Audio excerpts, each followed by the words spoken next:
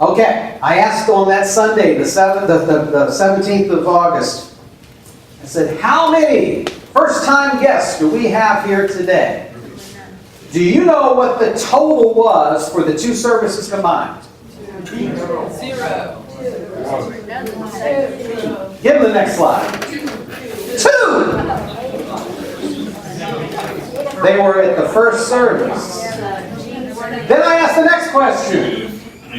How many of you invited someone during this past week to go to worship? 0. I invited somebody. Yeah, okay. You asked how many? Yeah, well, I asked that question last Sunday and had hands go up. And this is how many? 3.76% of the Advent congregation invited somebody to worship the week before. What does that number say? It says that 96.24 It says that 96.24 did not. Okay, next slide. Looking through the lens of a first-time guest, if we can get them here. And notice I use guest instead of visitor. And a retired pastor teach me those words. And again, I know some of this is semantics for some of you, but it really is important. Imagine you are hosting guests to your home. Maybe you're having a meal. Okay? Think about what you're going to do at your house to prepare for those folks to come.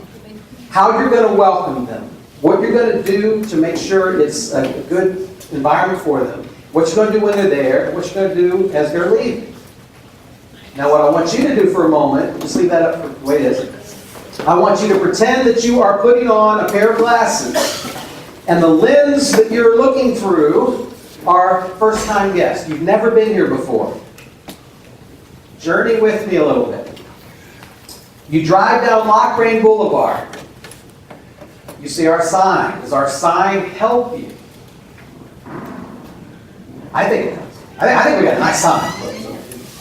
In fact, a lot of what I'm about to describe, I think you do fairly well. This is not a negative. This is just an awareness. Right? So the sign is there. If you're coming towards the gated community behind us, you can see the name of the church. And I think it's pretty clear. And you can turn right. If you're coming out of that community, right now we don't have anything that says Advent. We need Okay. Something we might want to think about doing. Okay? Yeah, we do. All right? But could we improve on that? And maybe redesign and redo some of the signage. And maybe as we talk about branding Advent, when we start talking about our logo, our website, our letterhead, all the things that we send out, the posters that we make, our sign, if they've all got the same kind of brand, we could make signs that point to, that also have that Advent brand on it, Advent logo. I know it sounds like marketing from the corporate world, but it really can be very helpful. Also within the church, once people figure out how to get in here within the church, I can't tell you how many guests we have had going up and down this hallway, and I'll be sitting in my classroom on Sundays, and they don't know where to pick up their kids in a Sunday school class. And they don't know how to get to a Sunday school class. Yes, you're on my list right now. Yes, you're absolutely right. Because the next thing I was going to ask is, do they know how to get to the worship room? Do they know how to get to the restrooms? Do they know, most importantly, where the nursery is? Is it clearly marked? Is it easy to get to? Okay? It's easy to get to, but not clearly marked. All right? They come into the narthex area, the gathering area outside, and we have a wonderful greeters ministry here. We have that welcome thing. I think we do that very well. I think each Sunday that I've seen, I think the ushers here do a very good job of handing out bulletins and helping folks find a seat if they need it. And they're always here on time. I think our greeter usher ministry here is very, very good. The bulletins we do, are they easy to read? Do they make sense? Are they warm and friendly? I will tell you, and worship board know this is coming, Rebecca and I are playing around with some different ideas for bulletin design just to bring for the worship board to kind of look at. We may not do much with it. We're looking at a little bit warmer, easier to flow, easier to read. And maybe with, when I look at the cover of our bulletin, it bores me. It's a ton of verbiage. We need to have a lot of that verbiage in there, but we can do it in ways on the inside cover and some other places, and we can have some prompts. Now, part of what we're talking about is making it even more user-friendly than it is now. Keep in mind, if you're a lifelong Lutheran who knows the worship by heart, you don't care if that user-friendly stuff is there because you don't need it. It's not there for you. It's there for the folks who are there for it. Think about folks who are there for the very first time. If I'm a first time, not only coming to a Lutheran church, but I'm coming to a Christian church for the first time, and I sit down and I see that the worship service that's in this book they call a hymnal, why didn't it start on page 1? How do I know which page to start on? How do I know where to start? Now, I can't remember what it is, and we got 10 plus settings now. When we had the green book, we had the 3 settings. The first setting started on page 56 with the confession and forgiveness. And you knew if you were doing setting 1 it was 56, and you know what page it was for setting 2? Anybody? It was page 77. Why do I know that? Because I'm a Lutheran and I knew that book. But if I was a first-time person, I'd believe it. And then we have page numbers that are on the bottom of the page that are small, but then we have hymn numbers that are on the top of the page and are big in the second half of the book. If I'm a first-time person in worship, I don't know the difference between a page number and a hymn number. I say turn to page 227 for the service of Holy Baptism, and people are looking at hymn 227 and saying, what does this have to do with baptism? And where's this service that they're doing? Okay? We have to look at what we do in worship as though we're doing it not only for us, but also for the person who's never been there before. First-time guest classes. Okay? Our sound system, our lighting, the worship itself. Is it easy to follow? Does it flow well? Is it pacing well? One of the things that Joanna and I are talking about a little bit more in the worship, and we're talking about pacing of worship and keeping it moving in a very meaningful way from start to finish. Are there things that we can do to make that better? Okay? There's a lot of things the pastor can do that dictates that. It's stuff that I'm trying to be very aware of. I'm still getting used to. There's still a lot of awkwardness for me. Part of it is because I'm so used to sitting as a teenager back there where the youth sit now, looking instead of being up there having them look at me. It's still an awkward feel for me here. But there are things that I'm going to do and that we're going to do as a worship team to try to make worship flow even more meaningfully. Does anybody ever come up to a first-time guest and say, you're sitting in my seat? No, I did. Huh? I did. You did? You. Oh, well, it was me? Oh, well, yeah, that's it.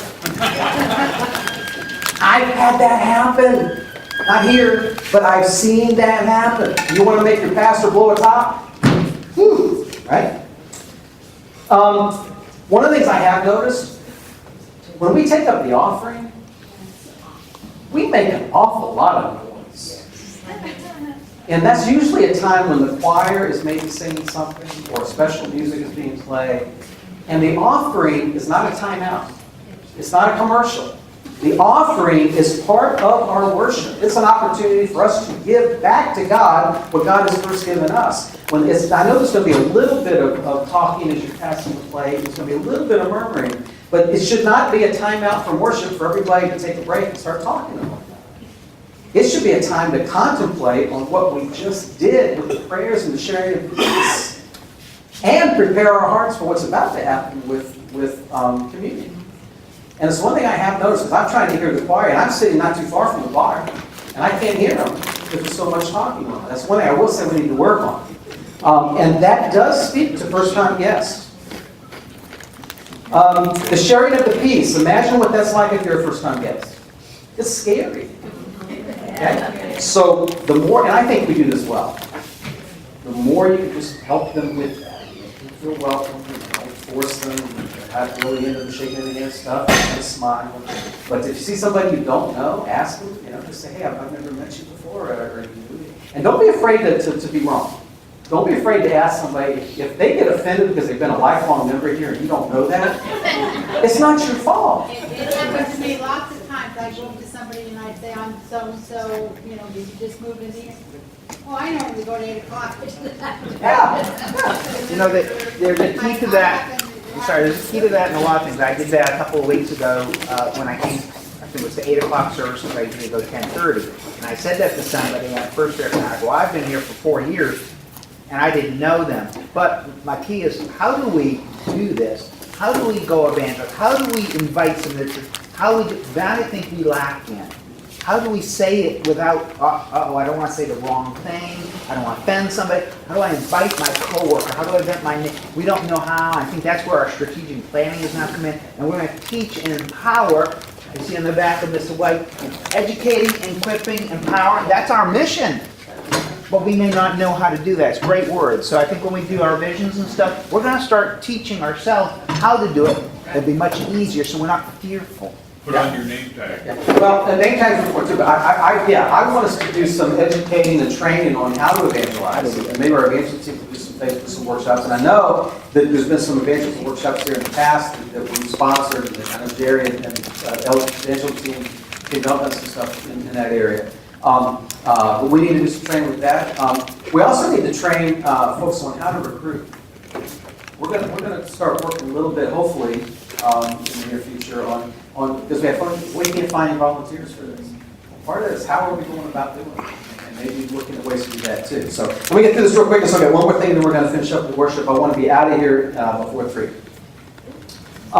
Communion. How do we do it? When do we do it? Who goes? Who doesn't? What's it like? If you're a first-time guest in the church, that's usually the one thing you're probably the most maybe nervous about, or at least trying to figure out.